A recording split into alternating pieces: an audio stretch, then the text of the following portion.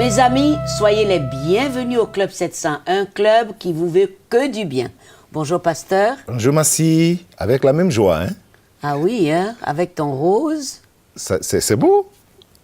Alors, toujours le même bonheur de savoir que vous êtes nombreux dans votre émission préférée pour vous servir le pasteur Raymond Kofi. Et je suis Massi Domingo pour vous présenter les merveilles du Seigneur. Voilà, Massi. C'est avec vraiment une grande joie que je vous demande de constater par vous-même le miracle que Dieu a accompli dans la vie de Sue. Et surtout, de quelle manière. Vraiment, suivez. Tout à coup, les choses ont semblé très bizarres. J'ai regardé mes doigts et je n'en voyais que quelques-uns, pas tous. Est-ce que je fais une crise? Mais enfin, qu'est-ce qui se passe? Sue Wynn avait 28 ans et une carrière prometteuse devant elle lorsqu'apparurent les premiers symptômes. Après plusieurs voyages aux urgences, les nouvelles étaient perturbantes. Le médecin m'a dit « Je dois vous prévenir qu'il y a 50% de chances que vous souffriez d'une sclérose en plaques. » Je n'ai pas voulu l'accepter. J'ai dit « Je n'ai pas le temps pour ça, ce n'est pas possible, je me sens très bien. » Elle poursuivit sa vie et sa carrière. Mais un soir qu'elle était avec son mari, les symptômes se manifestèrent à nouveau. J'étais assise sur le canapé avec Jeff et on regardait le journal. Jeff a l'habitude de secouer son pied et je lui ai dit « Jeff, arrête de secouer ton pied !» Et il m'a dit « Je ne fais rien, c'est toi qui trembles. » Je faisais comme ça. Puis ça a commencé à aller comme ça. Et puis c'est devenu ça. J'étais morte de peur parce que je ne m'en étais pas rendu compte et je ne savais pas comment arrêter. Je ne pouvais pas m'en empêcher. Le médecin de famille confirma ses craintes. Et elle a dit « C'est bien la sclérose en plaques. » J'en ai eu le souffle coupé. Je ne pouvais plus respirer. Comment est-ce possible? Comment? J'ai encore la vie devant moi et là, il ne me reste rien. Ça a été une période très sombre dans nos vies, une véritable dépression. Le neurologue lui découvrit des lésions au cerveau et entama immédiatement un traitement approprié. Cependant, son état se détériora rapidement. Après quelques mois à peine, elle ne fut plus capable de travailler. Les attaques de la sclérose en plaques étaient continuelles. Il n'y avait rien à quoi s'accrocher. Je ne pouvais rien faire pour ralentir le processus. Les tremblements ont commencé en avril 1996 et au mois d'août, j'avais besoin de béquilles pour marcher. J'étais en train de la perdre. Pour faire face à la maladie, Sue se joignit à un groupe de soutien pour patients atteints de la sclérose en plaques. Elle se lia d'amitié avec une dame qui l'invita à son église. Nous étions d'abord très sceptiques. Moi, j'étais plutôt dans le New Age, l'hindouisme, le bouddhisme, tout ça mélangé. Jeff, quant à lui, était athée. Qu'allions-nous bien pouvoir faire dans une église? J'ai accepté uniquement parce que je me suis dit que ça allait détourner sa pensée de la douleur et des souffrances de sa maladie. Mais ils ont été si gentils avec nous. Nous avons décidé d'y retourner, et puis encore, et puis encore. Pour finir, nous y retournions chaque dimanche. Cela nous motivait. Nous étions motivés, nous étions touchés par Dieu, et j'ai voulu m'engager envers lui. Ils rencontrèrent le pasteur pour en savoir plus. Il nous a invités à une formation destinée à ceux qui désirent devenir membres. Là, j'ai appris ce qu'est la grâce. Nous nous sommes ensuite présentés devant toute l'Assemblée et avons déclaré que nous croyons que Jésus-Christ est le Fils de Dieu. Cela a changé notre vie. Oui, notre vie a changé. Tandis que Sue se développait spirituellement, sa santé continuait de se dégrader. Les médecins arrivèrent à court d'options et proposèrent la chimiothérapie pour tenter de ralentir les avancées de la maladie. J'en ai été très malade. J'ai dit à Jeff, je n'y arrive pas. Je ne peux plus le supporter. Je veux arrêter. Et quelques semaines après avoir arrêté la chimiothérapie, tout s'est intensifié. Tout s'est dégradé. Ça a été un moment très difficile. Très, très difficile. Un dimanche, le pasteur surprit sa congrégation. Il était debout à son pupitre et il a dit « Je ne vais pas avoir peur de le dire. J'ai eu une vision. Et dans celle-ci, Sue, tu es guérie. » Je ne m'attendais même plus à une guérison. Pourtant, mon visage s'est illuminé et j'ai souri. Les doutes de Sue n'arrêtèrent pas le pasteur. Il rencontra régulièrement Sue et Jeff pour une étude biblique. Il a dit « La première chose à faire, c'est de lire Hébreux 13 au verset 8 à voix haute. » Et dès que j'ai prononcé « Jésus-Christ est le même hier, aujourd'hui et éternellement. » J'ai été convaincue que j'avais sous-estimé Dieu. Je disais qu'il ne faisait plus de miracles, mais ici, sa parole me disait que si, il en fait encore. Sue se mit à lire des versets traitant de la guérison. Et à chaque visite de son pasteur, sa foi en la guérison grandissait. J'ai eu la foi et j'ai pu dire « Oui, il va le faire ». Je me suis couchée un soir et une vague de doute m'a envahie. Pour qui te prends-tu? La sclérose en plaques est incurable. Tu te fais des illusions.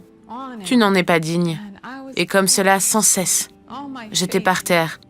Toute ma foi semblait avoir disparu. Et j'ai entendu une voix dans mon cœur me dire « Tu es en train de couler dans un océan de doute. » Et j'ai su que c'était le Seigneur. J'ai su que c'était sa voix. Sue descendit et alla lire sa Bible. Soudain, j'ai eu une sensation que je n'avais encore jamais eue.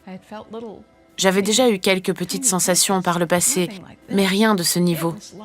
J'avais l'impression qu'une huile était versée sur ma tête de l'intérieur et coulait doucement sur toute ma personne jusqu'au bout de mes doigts, jusqu'à mes orteils.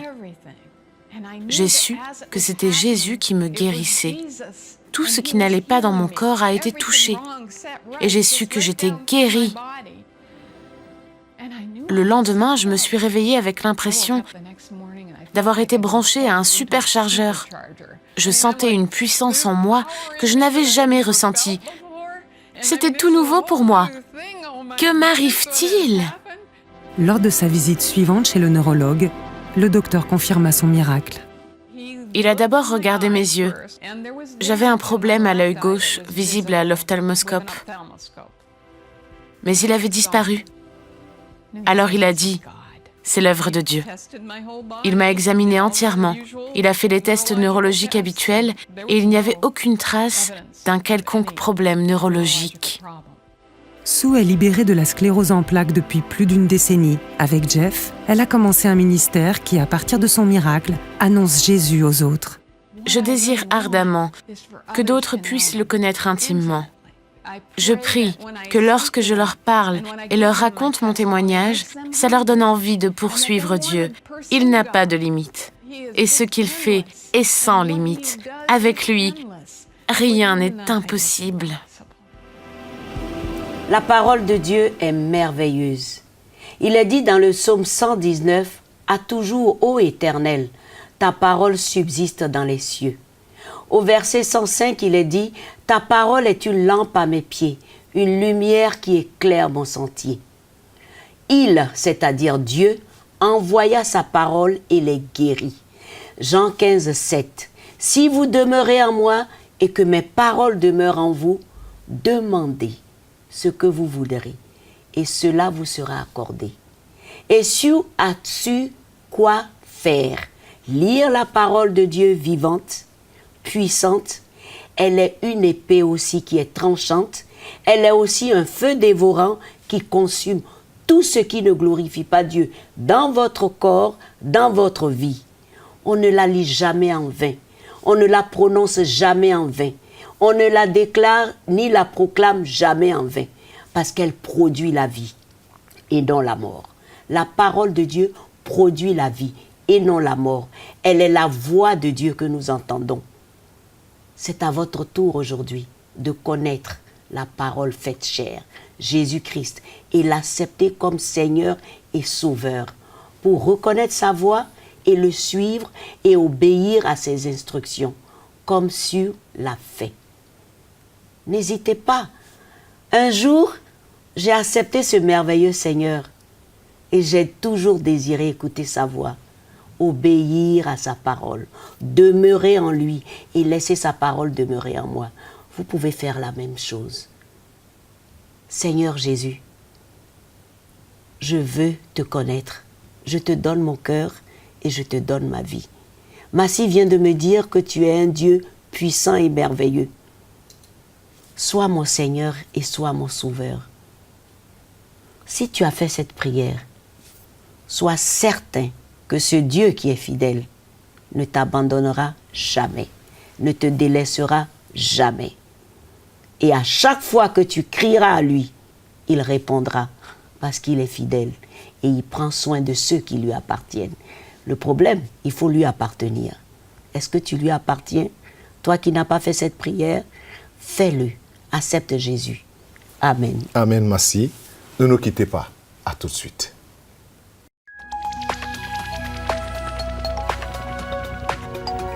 Si vous avez des questions spirituelles, des besoins de prière ou même si vous avez besoin de conseils, n'hésitez pas à nous contacter aujourd'hui à cette adresse ou au numéro suivant.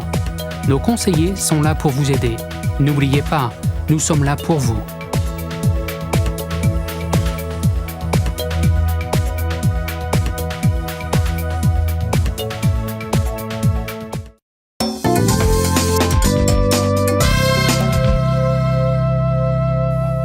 Bienvenue de nouveau au Club 700. Malgré sa profession de boxeur embrassée très tôt parce qu'il souffrait beaucoup à l'école, Justin se faisait toujours mal et avait encore très mal jusqu'au jour d'une vraie délivrance. Suivez son histoire. Justin Brown was looking at Josh like he is raining down the leather hard right now on Josh Henry. On l'appelle le Viking. Voici le lutteur Justin Wren, l'un des plus jeunes athlètes de l'Ultimate Fighting Championship. L'UFC est la plus grande organisation de combat libre au monde et Justin était le challenger le plus en vue dans l'émission de télé-réalité The Ultimate Fighter en 2009. L'homme qui est devenu ce guerrier féroce était pourtant, à une époque, un adolescent timide et maladroit. Ses camarades de classe se moquaient de lui et le harcelaient. Parfois, ils en venaient aux mains. Je me rappelle ce sentiment d'être brisé, blessé, de ne pas être assez bon, de n'avoir aucune valeur. À cet âge, je voulais toujours être quelqu'un d'autre. Il avait toujours eu peur de tenir tête à ceux qui se moquaient de lui, jusqu'à ce qu'il découvre l'émission The Ultimate Fighter. Ils étaient costauds, ils étaient forts, c'étaient des lutteurs olympiques, des boxeurs olympiques. Je me suis dit, voilà comment je vais apprendre à leur tenir tête et à me défendre. Pendant ses études secondaires, il se joignit à l'équipe de lutte, espérant retrouver son estime de soi et mettre un terme aux moqueries. Il devint plus grand, plus fort et remporta le championnat national de lutte. Les moqueries cessèrent, mais son estime de soi n'augmenta pas. Pire, il se sentit plus mal encore et tomba en dépression. Justin se mit à boire et à fumer de la marijuana pour lutter contre sa tristesse. Je me rappelle que je luttais constamment contre la dépression. Je combattais la tristesse et la colère en même temps. Ces deux émotions me faisaient la guerre. J'étais en colère d'être triste et triste d'être en colère. Je n'étais pas épanoui. C'était tout ce que je voulais. Peu importe ce qu'était le vide que je ressentais au fond de moi, il fallait le remplir. Après ses études secondaires, Justin réalisa son rêve de devenir lutteur professionnel lorsqu'il gagna sa place au sein de l'UFC. Sa carrière décolla et il devint rapidement le préféré des fans. Mais Justin n'avait toujours pas gagné son combat contre la dépression. Il se mit à boire et à se droguer toujours plus. Peu importe le nombre de personnes qui scandaient mon nom, qui venaient me voir, qui demandaient mon autographe ou qui me prenaient en photo, je me sentais complètement seul. Je savais si bien cacher ma dépression que tout le monde l'ignorait. Depuis les journalistes qui me considéraient comme l'étoile montante, jusqu'à mes parents qui étaient si fiers de moi, personne au monde ne savait combien je me sentais misérable. Justin parvenait de moins en moins à cacher ses addictions. Il se mit à rater ses camps d'entraînement. Et sa consommation extrême de drogue le mettait parfois hors service des journées entières. Un jour qu'il sortait à peine d'un de ses trips, il écouta sa messagerie vocale. Son meilleur ami lui avait laissé un message. Il disait « Je n'arrive pas à croire que tu as manqué mon mariage. Je n'arrive pas à croire que tu n'es pas venu pour être mon témoin. » Je me suis senti odieux et je me suis dit « Je suis un gros raté. J'aime ce gars et je lui fais ce sale coup. » Quelques jours plus tard, il se fit renvoyer de The Ultimate Fighter pour avoir manqué ses entraînements et pour suspicion d'usage de stupéfiants. Lorsqu'elle apprit cela, sa mère se rendit chez lui et découvrit une grande quantité de drogue, mais aussi que son fils vivait dans la saleté. Je ne pouvais plus cacher ni mon problème de drogue, ni ma dépression. J'avais vraiment besoin de changer Je voulais absolument changer. Sa mère appela un ancien ami de Justin qui était devenu pasteur. Le pasteur Jeff invita Justin à faire une retraite. Jeff m'a dit ceci. « Frangin, écoute-moi. Les personnes réelles qui ont des problèmes réels ont besoin de réponses réelles, d'un Dieu réel. Frangin, je te promets qu'il est réel. » Jeff sut convaincre Justin d'y participer. Il paya même son billet d'avion jusqu'au Texas. Là, j'étais entouré d'hommes qui aimaient vraiment Dieu. Ça me faisait même peur, parce que je n'avais jamais rencontré des gens chez qui je pouvais réellement sentir un amour pour Dieu. Jeff se mit à parler ma langue. « Frangin, tu ne peux pas lutter contre ça tout seul. C'est lui, l'ultimate fighter. Jésus est allé sur la croix. Il est mort sur la croix. Mais ce n'est pas tout. L'histoire ne s'arrête pas là, parce qu'il a été mis au tombeau et 3 jours après, il est ressuscité. Il a tout vaincu. Pour toi, tout ce que tu dois faire, c'est te soumettre à lui, c'est jeter l'éponge. Pour moi, c'était insensé, parce que jeter l'éponge signifie abandonner, se soumettre.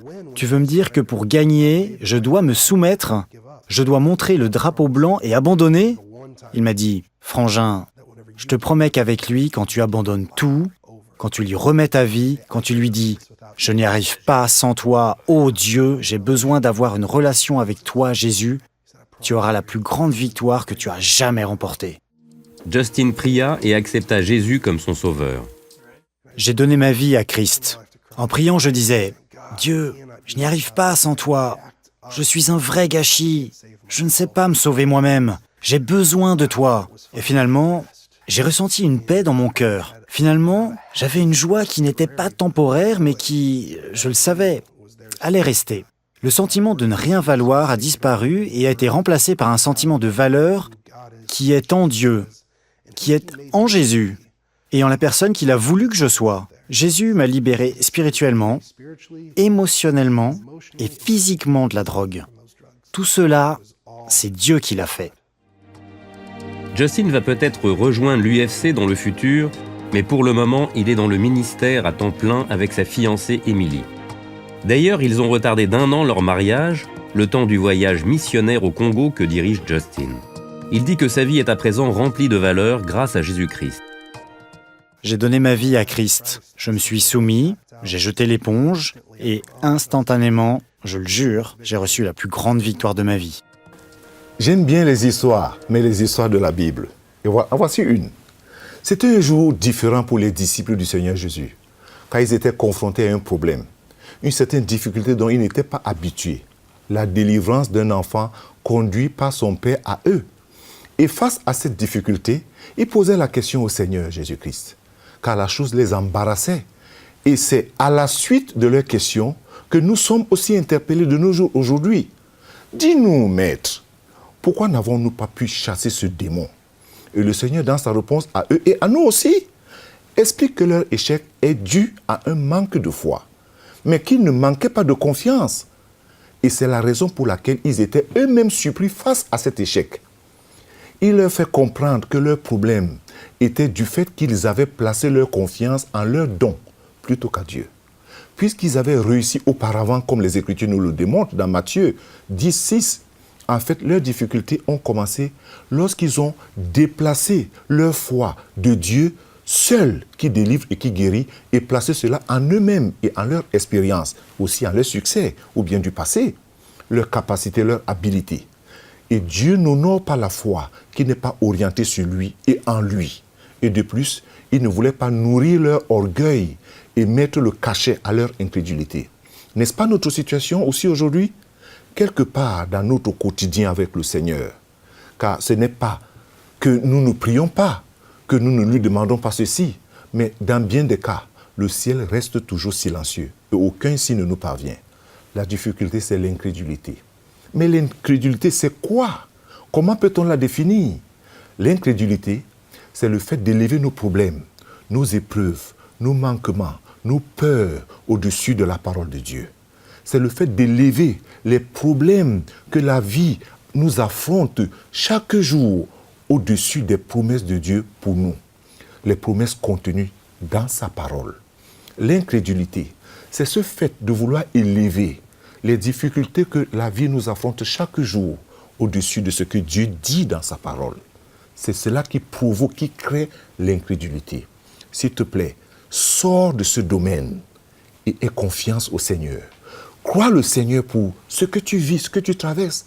N'élève pas tes problèmes au-dessus de la parole et des promesses de Dieu pour toi.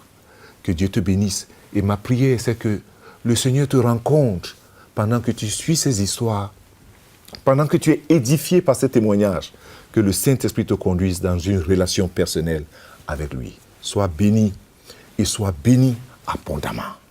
Amen.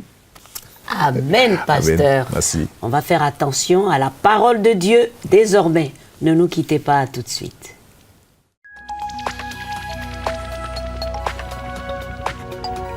Si vous avez des questions spirituelles, des besoins de prière ou même si vous avez besoin de conseils, n'hésitez pas à nous contacter aujourd'hui à cette adresse ou au numéro suivant. Nos conseillers sont là pour vous aider. N'oubliez pas, nous sommes là pour vous.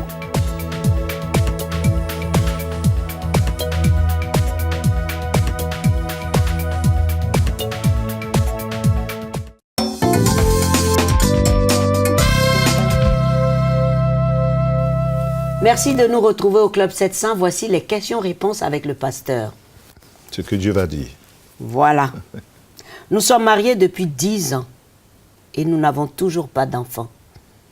Est-ce à cause d'un péché? Oh, c'est un peu difficile.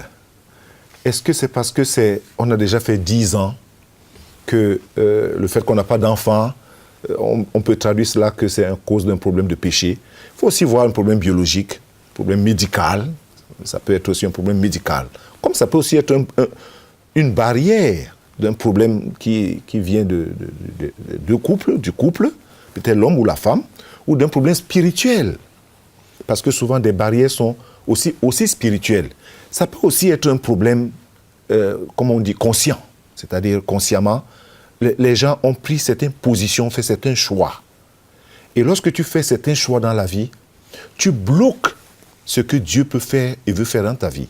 En fait, Dieu ne peut rien faire dans nos vies dont nous ne sommes pas d'accord, ou bien nous ne sommes pas ouverts. S'ils ne sont pas d'accord et ouverts à cela, il ne le fera pas parce qu'il ne force pas notre liberté.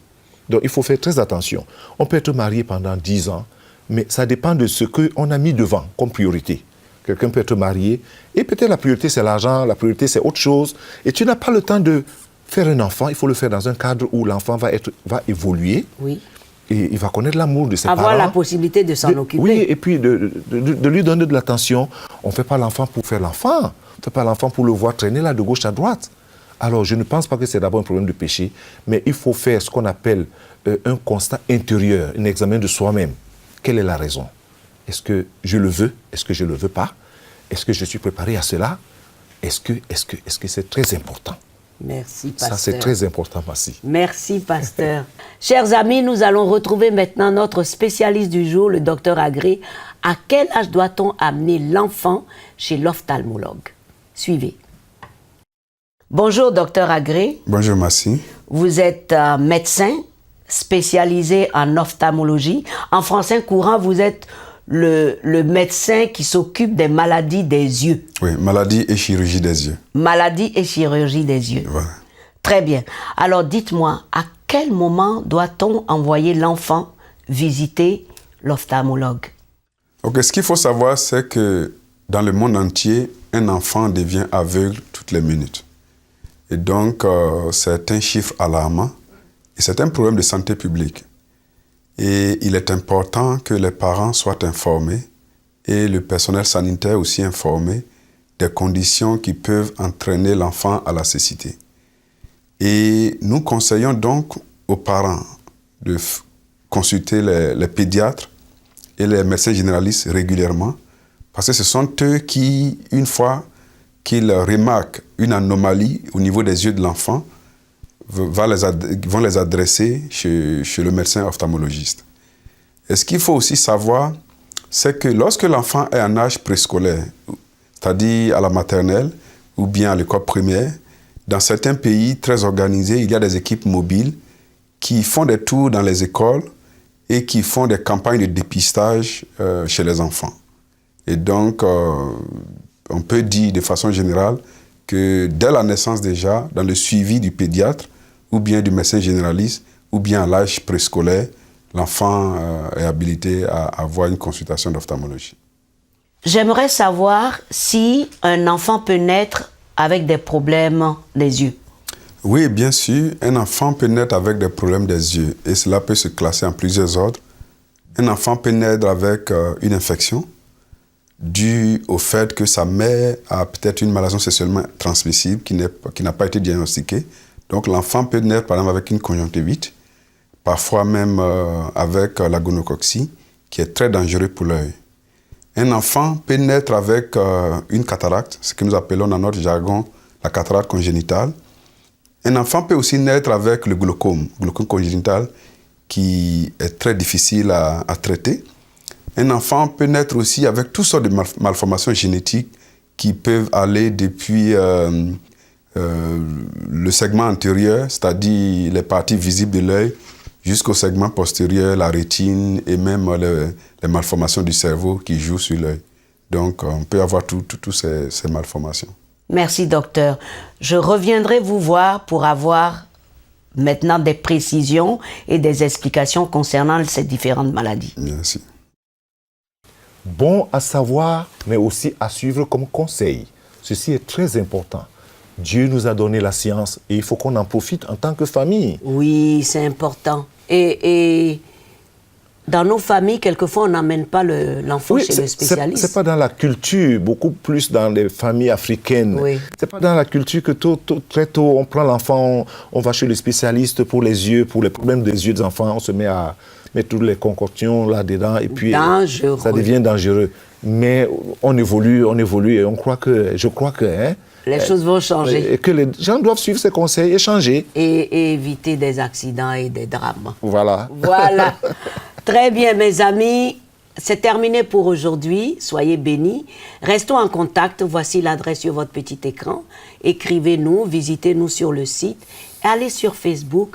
N'hésitez surtout pas à envoyer vos questions. Que Dieu vous bénisse. Pasteur, bonne journée. Et je garde le même plaisir. Tout à fait. Avec les téléspectateurs. Oui. Au revoir les amis. Et à très bientôt.